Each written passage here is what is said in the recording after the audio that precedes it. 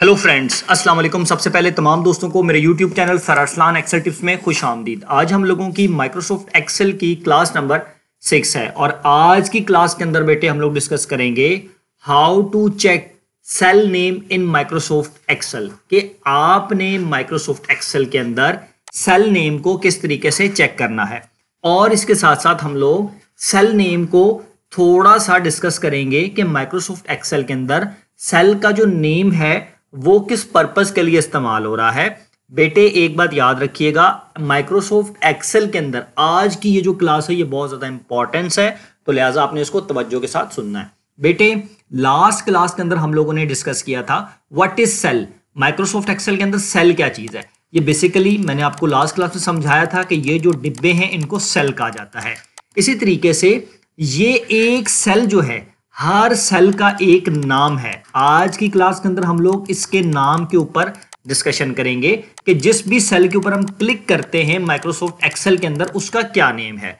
बेटे सबसे पहली बात तो आपको समझ आ जानी चाहिए कि माइक्रोसॉफ्ट एक्सेल के अंदर हमेशा सेल जो है वो रॉ और कॉलम जब आपस में मिलते हैं तो एक सेल बनता है और उस सेल का कोई ना कोई नाम होता है। मिसाल के तौर पर ये वाला कॉलम क्या है, ये कॉलम सी है, मैं इसको क्या कर देता हूं येलो, ठीक है। इसी तरीके से ये वाली रॉ कौन सी है, ये वाली रॉ है 5, ये रॉ 5 बनती है, मैं इसको कर देता हूं ब्लू, ठीक है। ये रॉ, ये वाला जो कॉलम है कॉलम सी और ये वाला जो रॉ है ये बनती है रॉ 5, ठीक है। अब इसके अंदर ये वाला सेल देखें, इन दोनों में आपस में जब आप यहां से लेकर यहां तक आए तो ये वाला सेल आपस में मिलता है, ठीक है। मैं इसको क्या कर देता हूं, रेड कर देता हूं, ठीक है। अब रेड करने के बाद इसका सेल नेम क्या बनेगा। देखें सेल नेम, हमेशा सेल नेम किसी भी सेल का कॉलम नेम से स्टार्ट होता है। देखें इसका कॉलम नेम क्या है, इसका कॉलम नेम बनता है सी, तो मैं यहां पे लिखता हूं सी, ठीक है।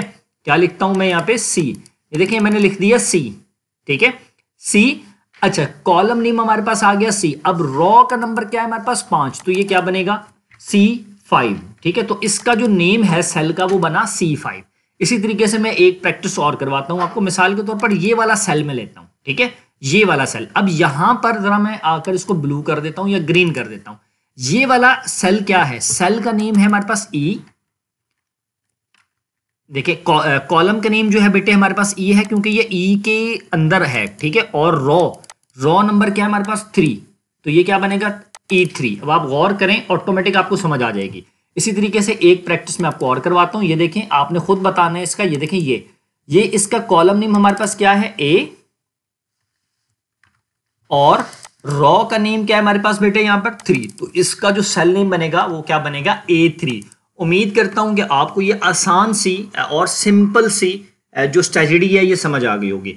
अब बेटे सम टाइम आप इस तरीके से फाइंड आउट नहीं करना चाहते, आप चाहते हैं कि आप जिस भी सेल के अंदर क्लिक करें आपको नाम पता लग जाए, ठीक है। ये मैंने क्यों बताया, क्योंकि जब आप फार्मूले पर काम करेंगे तो ये तमाम चीजें आपको मैनुअल आनी चाहिए बेटे। जिस भी सेल में कहते हैं आपको पता लगे कि इस सेल का रेफरेंस या इसका सेल नेम क्या है। अब हम जिस भी सेल के अंदर बेटा क्लिक कर रहे हैं तो ये आप देख रहे हैं कि उसके ऊपर इस जगह पर जरा गौर कीजिएगा, उसका सेल नेम ऑटोमेटिक आ रहा है। देखें यहां पर हमने सेल नेम क्या रखा था, इस वाले का हमने रखा था A3, तो ये देखें ऑटोमेटिक ऊपर आपको बता भी रहा है A3, ठीक है। यही यहां पे हमने लिखा था E3, तो ये देखें ऑटोमेटिक बता रहा है E3। यहां पर हमने लिखा था C5, तो ये देखें यहां पे ऑटोमेटिक आ रहा है आपके पास C5। बेटे ये क्लास बहुत ज्यादा कीमती है, माइक्रोसॉफ्ट एक्सेल को समझने के लिए आपने इस क्लास की भरपूर प्रैक्टिस करनी है। उसका रीजन है कि आगे सारे काम इन्हीं सेल नेम से आपके होंगे, चाहे कोई फार्मूला है चाहे कोई कंडीशन है। आज के लिए बेटा मुझे इजाजत दीजिए, अब हम इंशाल्लाह ताला अपनी नेक्स्ट क्लास में हाजिर होंगे। अल्लाह हाफिज़।